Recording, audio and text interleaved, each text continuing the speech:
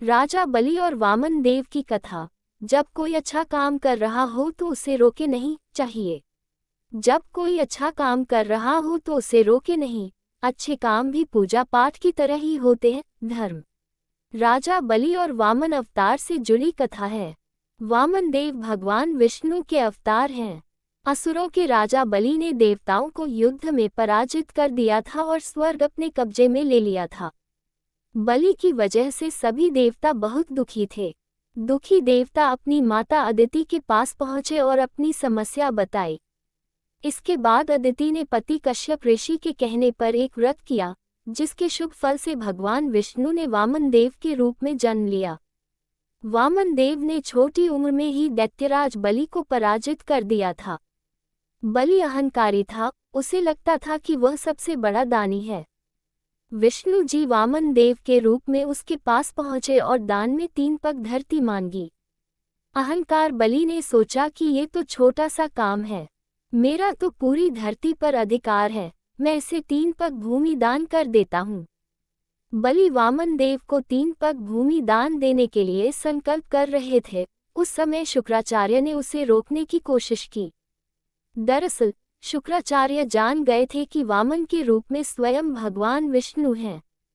शुक्राचार्य ने बलि को समझाया कि ये छोटा बच्चा नहीं है, ये स्वयं विष्णु है, ये तुम्हें ठगने आए हैं, तुम इन्हें दान मत दो। ये बात सुनकर बलि बोला कि अगर ये भगवान हैं और मेरे द्वार पर दान मांगने आए हैं तो भी मैं इन्हें मना नहीं कर सकता हूँ। ऐसा कहकर बलि ने हाथ में जल का कमंडल लिया तो शुक्राचार्य छोटा रूप धारण करके कमंडल की दंडी में जाकर बैठ गए, ताकि कमंडल से पानी ही बाहर न निकले और राजा बलि संकल्प न ले सके। वामन देव शुक्राचार्य की योजना समझ गए।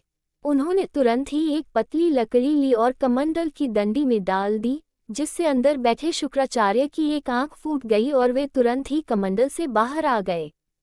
इसके बाद राजा बलि ने वामन देव को 3 पग भूमि दान करने का संकल्प ले लिया।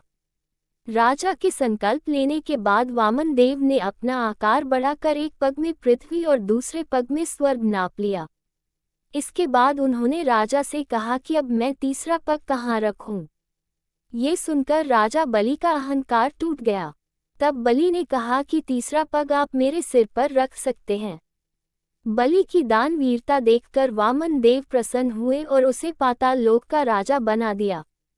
जीवन प्रबंधन। इस कहानी की सीख यह है कि जब भी कोई व्यक्ति अच्छा काम कर रहा हो तो उसे रोकना नहीं चाहिए। इस कहानी में शुक्राचार्य राजा बलि को दान करने से रोक रहे थे। इस काम की वजह से उन्हें अपनी एक आंख खोनी पड़ी।